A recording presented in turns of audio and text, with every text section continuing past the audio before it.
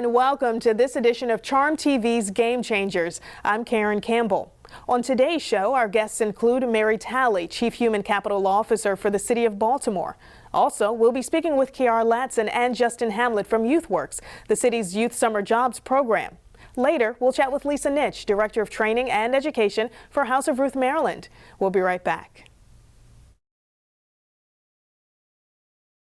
She's the Director and Chief Human Capital Officer for the Department of Human Resources for the City of Baltimore, a position she's held for nearly 3 years, and she is currently the Architect and Chief Cheerleader for the Work Baltimore Employment Convention, which will be the largest of its kind in Baltimore City history. Please welcome Director Mary H. Talley. Thank you so much for joining us today on Game Changers. Thank you for having me. Now, this employment convention is considered, to me, a game changer for the City of Baltimore. We believe so, absolutely. So it took a lot of work and effort to put something like this together. It did. It took several different committees. So we have 9 committees, and each of those committees is responsible for various specific activities to make Work Baltimore come to life, so to speak. In addition to that, the Department of Human Resources and other employees from other agencies across the city have stepped up and are volunteering to make this event successful. And now we talked about this offset. There are events happening right now. Correct. So we call those our job readiness activities. And again, those are some of the most exciting elements of Work Baltimore Empowerment to Employment. So what we've done is we've identified 3 major touch points that we know, based on our research, that employers need and job seekers need. And we've segmented those touch points into 3 categories. One is new beginnings, the other is conquering barriers to employment, and the third is workplace essentials. So we plan to equip the job seekers with all the tools that they need to be ready to interview, as well as assume employment and retain employment. And you all do things like mock interviews, help people with resume writing, all sorts of things. Correct, as well as focusing on helping people that are transitioning back to the workforce, whether they've been away from the workforce for whatever reason. Maybe they are transitioning from incarceration, or they're transitioning from being homemakers to the workforce, or whatever the situation is. We have resources and tools available to help them get back into the workforce. So we're focusing on those critical skills that employers are looking for, such as problem solving and critical thinking skills, customer service and customer service recovery, what to wear to work. Sometimes when you've been away from the workforce for a long time, you're not really sure of what going to work looks like. So we're prepared to help job seekers with that. In fact, we have something called New Beginnings Boutique, and those job seekers that are interested in getting an outfit that they can wear for an interview or for their first day of employment, they can come to the boutique. It's at 201 East Baltimore Street, and select an outfit. Now, the boutique will be open starting on September 19th through September 25th. And again, the job readiness activities, the boutique, are all for free. Also, those people that take advantage of coming to the boutique will receive a voucher, and they will be eligible for a free haircut and/or a hairstyle. So we've also partnered with beauticians and barbers across the city that are also excited about this event. So someone who is in need of a job, they can come and get the skills necessary. They can come to get an outfit for that interview, and they can come looking their best. Absolutely. So you have everything. They have everything at their disposal just by coming. Yes, we have thought about virtually everything that a job seeker at any level would need to re-enter the workforce, to get a new position, to transition to a different career. We have something for everyone, and we want to take away all of the excuses and give everybody the tools and the basic infrastructure that they need to be viable in the workforce, because that's what's most important. Definitely. Well, Director Talley, I want to thank you so very much for being a guest on Game Changers today. Lots of great information for our viewers out there to take note of, and hopefully they will be at this event. I hope so too. Please visit us at workbaltimore.baltimorecity.gov for more information, or our social media at #WorkBaltimore2017. All right, thank you so much. And the Empowerment to Employment Convention takes place September 27th from 8 a.m. to 6 p.m. at the Baltimore Convention Center. Stay with us, we'll be right back.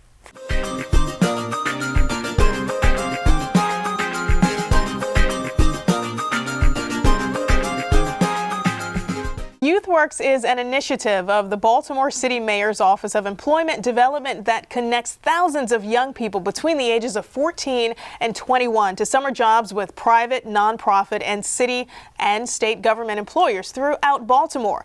Now, teens and young adults work in a variety of industries and gain basic workforce readiness and career-specific skills. Today, we have two former YouthWorks participants, both now fully employed. Help me welcome Kiera Latson and Justin Hamlet. They are representing the record number 8,800 participants who were offered summer jobs at more than 900 work sites. Welcome. Thank you so much for joining us today on Game Changers. Now, Kiera, you had a summer job with Future Care through this Summer Works program. And Justin, you are now employed at the Department of Public Works. So, Kiera, I want to start with you.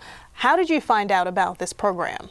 Well, when I was younger, my cousins, they all went through the program, and then my mom was like, you should really go through this program too. It'll give you employment during the summer. And because I was younger, it was like much harder to get employment from anywhere because I was about 14 or 15 when it started. So I went through my mom. Yeah, and you're excited about the opportunity that presented itself to you. Yes, because as a young person, no one really trusts you to do specific jobs because they don't think you're mature enough. And I felt that I was, and YouthWorks helped me pull that part of me out. So. All right. And Justin, now you're a graduate of the first year of this program, which came out in 2015, and you're now gainfully employed. Yeah. What were some of your experiences going through this YouthWorks program? I experienced like meeting a lot of people, like networking, and it was just a new experience for me. And I seen like a way more broader environment. It was more deeper, more detailed than what I seen on TV or in the newspaper. It kind of like broadened my horizon. So it was like your mind opened more, and then you got to see new stuff and meet new people. So it was wonderful. Like I was just so excited because the program helped me. It guided me. And talk to me about that. How did this program help you? It helped me actually decide which way to take my career path. I was already thinking my love for numbers, I was so passionate about. It helped me find a path to it. And it kind of opened new doors for me too. And new doors how?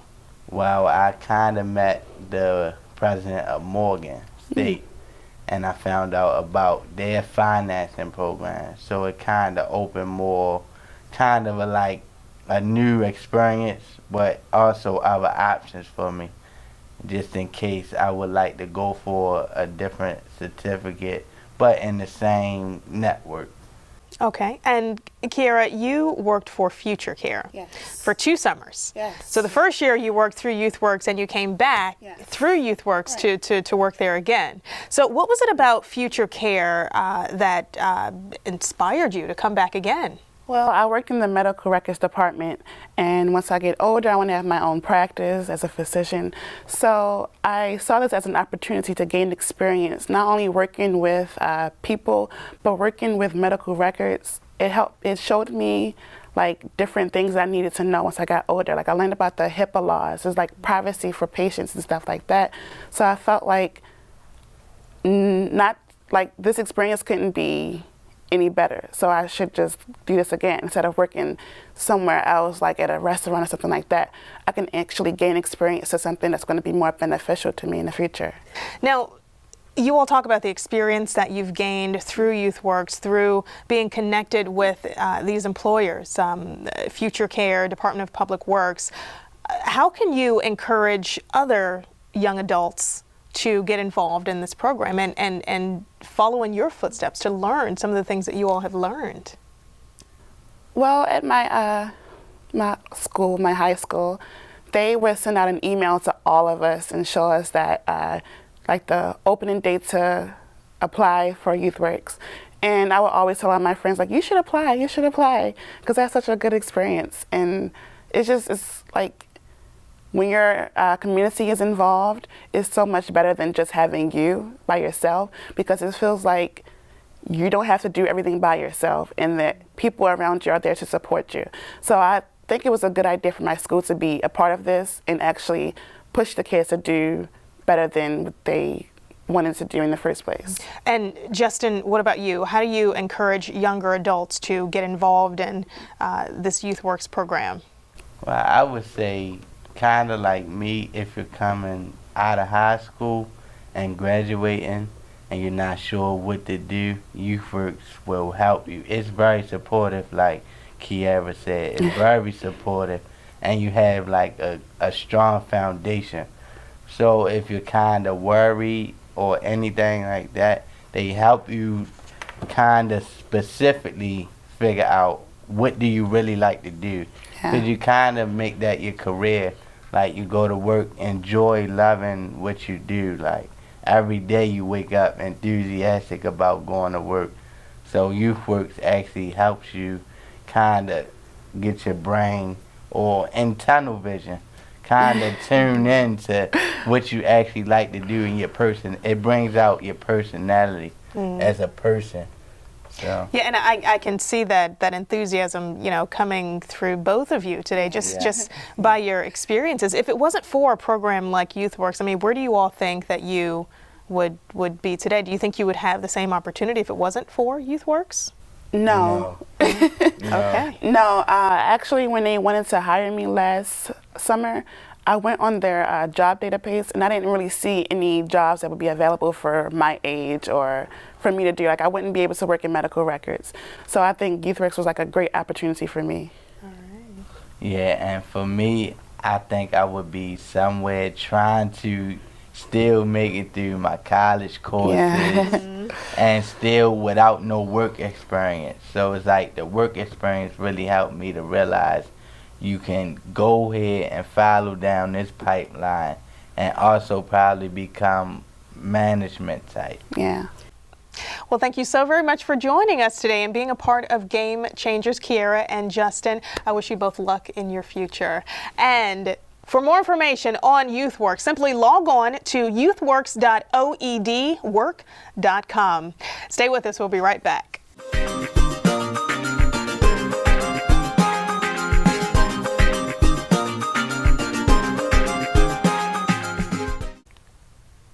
She is the Director of Training and Education for House of Ruth Maryland. We'll discuss the importance of Domestic Violence Awareness Month, which is in October, and ways that you can get involved. We'll also discuss what people should do if they see something or know someone who needs help.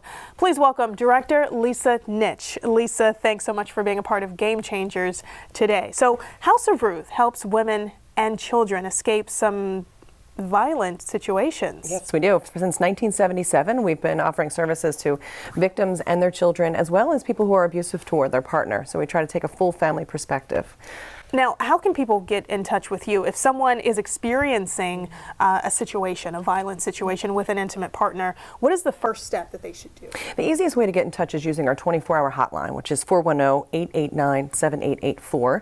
That'll connect them with all of our services that are available. We offer emergency shelter, we have counseling, we have legal support, we help people get protective orders and peace orders. We have some limited divorce and custody support that we can do as well. We've got lots of comprehensive services. We're mostly known for our emergency services, but it's so much broader than that.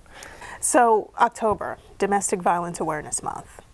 Very important month for all of us to be concerned about, because there are people that many of us may not know that we're close to that can be experiencing any type of violence. That's right. Because this violence happens behind closed doors quite often and it carries a lot of shame, people have good reason to try and keep it a secret, which is why, of course, House of Ruth Maryland thinks we should be talking about this all year, but October gives us the opportunity to really saturate the community with the message. So if we can get school teachers, if we can get grandparents and cousins and coaches and everybody working this message about relationships should be healthy and safe into whatever role they play in the community, we are trying to engage faith leaders and hospitals and everybody to just really kind of get the message out to help people know that violence isn't acceptable and help is available.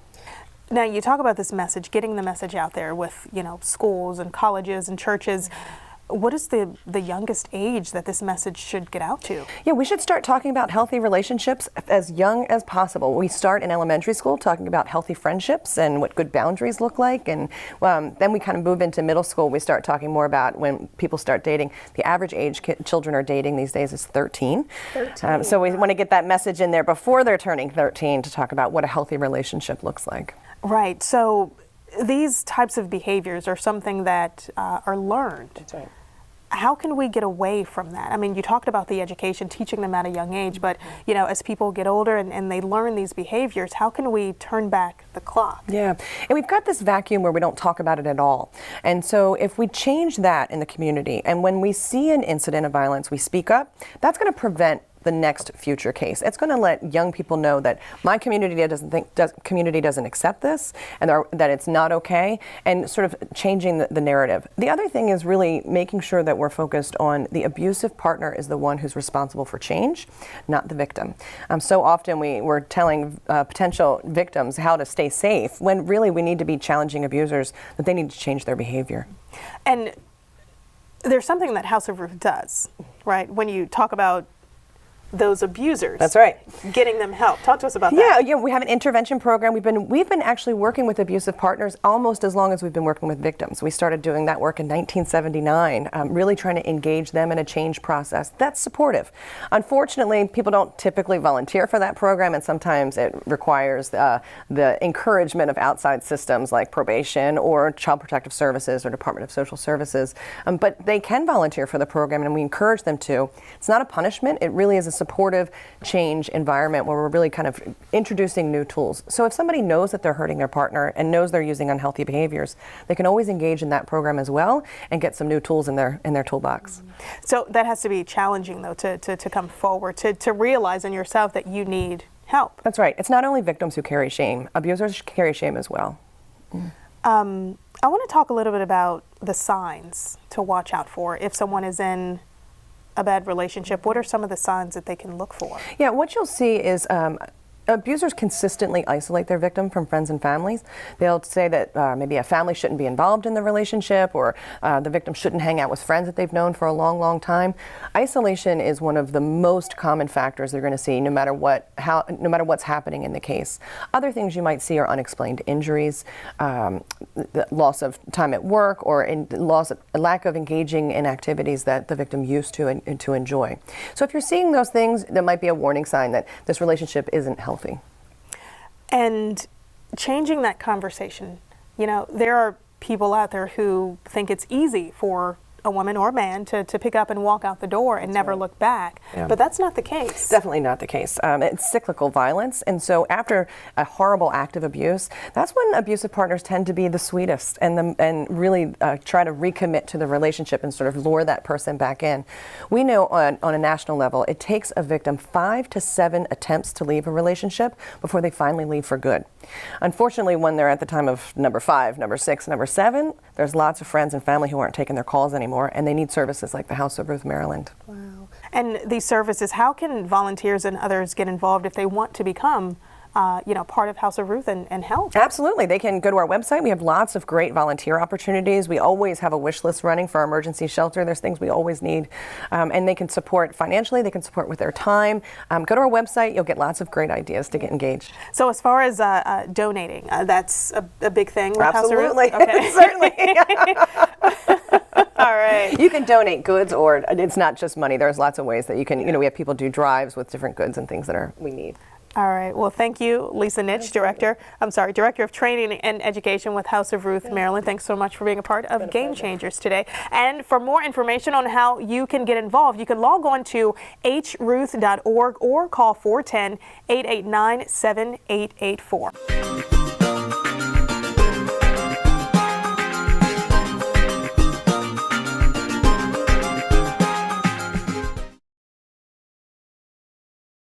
In a few weeks, it will be October, the month in which we bring awareness to the issue of domestic violence.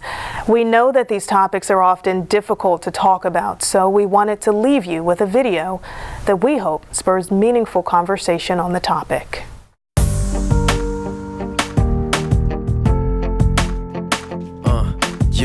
You felt the pain linger, so you prayed for a father just to love you, make the past go away. My father used to come in the house. Immediately, he would jump in her face, cuss out, hit her, punch her, and me and my brother, we would try to come to a rescue, but he used to hit us so hard, we used to slide across the floor. A man of his word, does he even exist? Respect and a title not earned with his fists. There was domestic violence in my household growing up a lot. It was crazy, wrestling, tussling around all the time, police. I seen my father choke my mother. I seen my father throw my mother down the steps when I was little. That's not a man, that's a monster. You see it on TV, but not in real life. What you see is the fear, fist, violence, and the strife. I just seen this one time, and it was so ugly. And my daughter told me, why would you do that? I tell her, I'm sorry for what you saw, I'm sorry for what I've done. I don't want them to ever go through nothing like that. A child stays quiet, but they know when the door closes. Parents are yelling in this war of the roses. When my daughter came in the picture, that changed everything. It changed my life to the point where I wanted to do better for her than what was handed to me. I don't want my son feeling though it's okay for him to beat on somebody because he saw what his mother and father went through. I think about it every day. It eats me up every day. Be the man that you are, not the man that you knew. Be the father you never had. Let your love shine through. I talk to him more, comfort him more, closer to him more. I done took this violent image and I don't have it up no more. I just want her to have a blessed life. I want her to have a beautiful life. I guess I've been through so many things in life where it kind of showed me that a peaceful life is something to be honored. Fatherhood takes work and it don't come on a wish. It's not easy yet, nobody ever earned it with a fist. A lot of us guys that grew up, we never was taught love. We don't know how. We gotta learn it quick. Nobody earned it with his fist, nah. Nobody earned it with his fist. Nobody ever earned it with his fist, nah. Nobody ever earned it with his fist, nah.